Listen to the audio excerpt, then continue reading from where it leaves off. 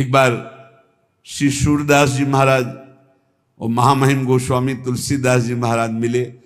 दोनों हरि के अनन्य भक्त, दोनों पहुंचे हुए महापुरुष। विनोद हुआ। गोस्वामी जी से श्री सूरदास जी ने कहा, आपके प्रभु श्री राम तो द्वादश कलाओं से युक्त है और मेरे श्री कृष्ण षोडश कलाओं से युक्त है। अच्छा, मेरे प्रभु द्वादश कलाओं से? मैं तो सिर्फ अपने राम को राम मान करके, किसी कला या किसी गुण या किसी महिमा मान करके मैं नहीं, मेरे राम सिर्फ मेरे राम है। मैं तो दशरथ नंदन राम का सेवक हूं। बस आपने बताया द्वादश कला, ओहो, आज तो और हमारी छाती चौड़ी। वहां नहीं गई, षोडश कला पे बुद्धि नहीं गई। अपने इष्ट से अलग चिंतन ही नहीं हो सकता, चाहे जितना आप कहो। एक भरोसो, एक बल, एक आस विश्वास, एक राम घनश्याम हित, चातक तुलसीदास। चातक, चातक का प्रेम अनन्यता का उदाहरण है।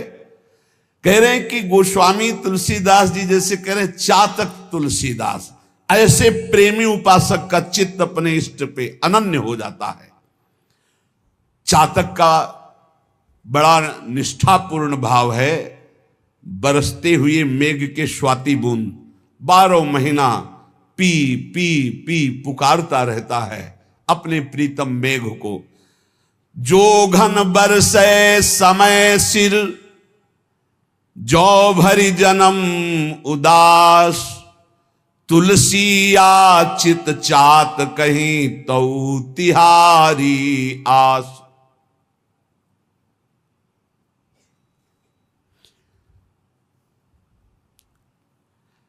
चातक केवल एक मेघ से स्वाति बूंद चाहता है, वो दूसरे की तरफ ताकता नहीं। प्यासा मर जाए दूसरे जल में चोंच नहीं डालेगा। तुलसीदास जी कहते हैं कि मेरे प्रभु, तुम कृपा की वर्षा करो या ना करो, हम तो चातक हैं, जीवन भर पी पी पुकारते रहेंगे आपको। यही भक्ति है, यही स्वरूप है, यही निश्चिंतता है, यही बेपरवाही, यही एकांतिक प्रेम है हमारा।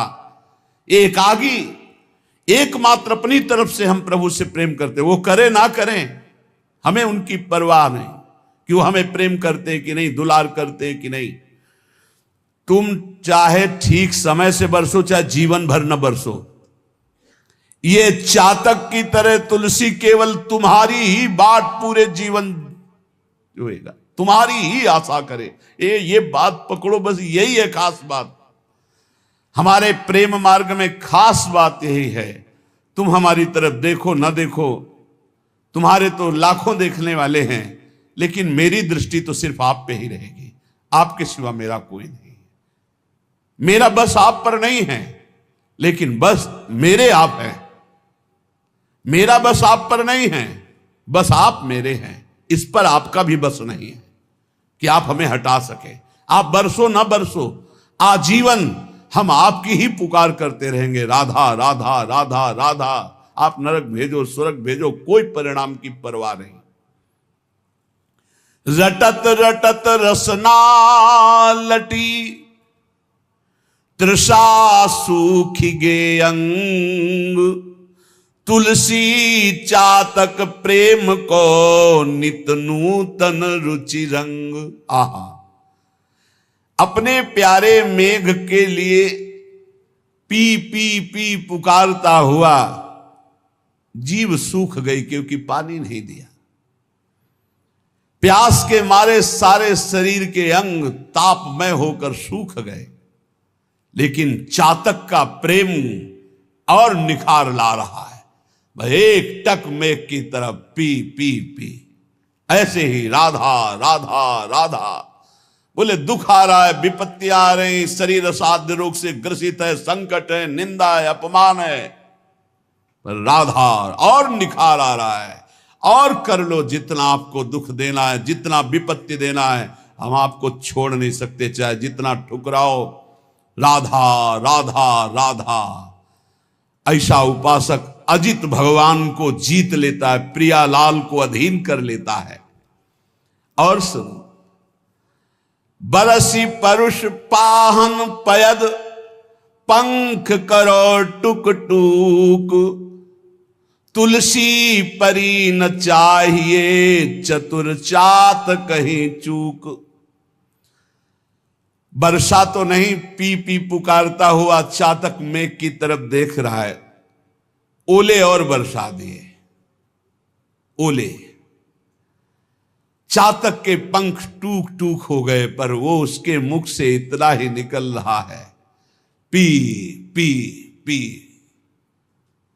बोले ऐसे ही चाहे भीषण कष्ट दो, विपत्ति दो, निंदा करवाओ, अपमान करवाओ, हमारे प्रेमपण में कभी चूक नहीं होगी, यही निकलेगा, राधा राधा राधा। पबिपाहन दामिनी गरज झरि झकोर खरि खीज, रोष न प्रीतम दोष लखी तुलसी राग ही रीझ। मानो चातक को डांट रहा है मेघ बिजली की गर्जना से, बिजली तड़प करके उसको डरा रही है। वो मेघ की तरफ पी पी, बिजली तड़क रही, ओले बरसा रहे, गर्जना कर रही, तूफान चल रहा है, पर चातक के चित्त पर आनंद बढ़ रहा है। दोष नहीं दिखाई दे रहा है कि हम तो पी पी रट रहे हो, हमारे शरीर पर ओले बरसा रहा है, बिजली कड़क करके और गरज करके हमें डांट रहा है। किसी पक्षी ने कहा क्या मिला तेरे को, पी पी करता है, देख तेरा प्रीतम मेघ तुझे गर्जना करके डांट रहा है, ओले वर्षा करके तेरे पंख टुकड़े टुकड़े कर रहा है, बिजली चमक करके तुझे डांट रही, तुझे दुख प्रदान कर रही, एक भी बूंद पानी तेरे मुख में नहीं। क्या दिया तेरे प्रीतम ने? तो उनका ये तुम्हारी सोच है। ये जो गर्जना है ना, ये मेरे प्रीतम गर्जना करके मानो गुनगान करके मेरे हृदय में आह्लाद पहुंचा रहे हैं। और ये जो ओले है ना, ये प्रीतम का आलिंगन प्राप्त हो रहा है। ये जो बिजली है ना, मेरे प्रीतम मेघ की मुस्कुराहट है, तेरे को दोष दिखाई दे रहा है। रोष ना प्रीतम दोष लखी तुलसी राग हिरी। ना तो गुस्सा आ रही है चातक को और न दोष दिखाई दे रहा है, वो अपने प्रीतम के प्यार में डूब रहा है। इसे कहते हैं चातक का प्रेम। उष्ण काल अरुदेह खिन मगपंथी तन ऊख, चातक बतिया ना रुचि अनजल सींचे रूख। भीषण गर्मी का समय है, प्यास से मुंह सूख रहा है, चातक का शरीर शिथिल है क्योंकि स्वाति का बूंद पानी नहीं मिला, रास्ते में जा रहा है। इतने में पक्षियों का समूह एक बहुत बड़े वृक्ष की छाया में विश्राम कर रहा है। पुकारा आ जाओ आ जाओ, विश्राम कर लो। तो उनका जानते नहीं हो हम कौन से पक्षी हैं, चातक। हम उस वृक्ष में ना बैठ सकते ना उसकी छाया में जो और जल से सींचा गया है। हम बैठते हैं तो सिर्फ मेघ के जल से सींचे हुए वृक्ष पर ही बैठते, नहीं बैठा। ताप से जल रहा है, प्यास से व्याकुल है। पक्षियों ने पुकारा, चातक ने कहा मुझे ये बात अच्छी नहीं लगती, जो अन्य जल से सींचा हुआ वृक्ष है मैं उसकी छाया में भी नहीं बैठ सकता। ये अनन्यता अपने इष्ट के लिए। और आगे देख लो प्रेम की एक से एक कसौटी। उड़ा हुआ चातक चला जा रहा था, उसके आगे व्याध ने देखा कि चातक जा रहा है, निशाना लगाया और बाण मारा। और बाण जब लगा तो गंगा जी को पार करने जा रहा था उड़ के, वो झप से गंगा जी में गया, चोच ऊपर कर ली। बध्यो बधिक पर्यो पुण्य जल, उलटी उठाई चोच। कैसा इष्ट प्रेम है। उलटी उठाई चोच, तुलसी चातक प्रेम पट मरतहु लगी न खोज।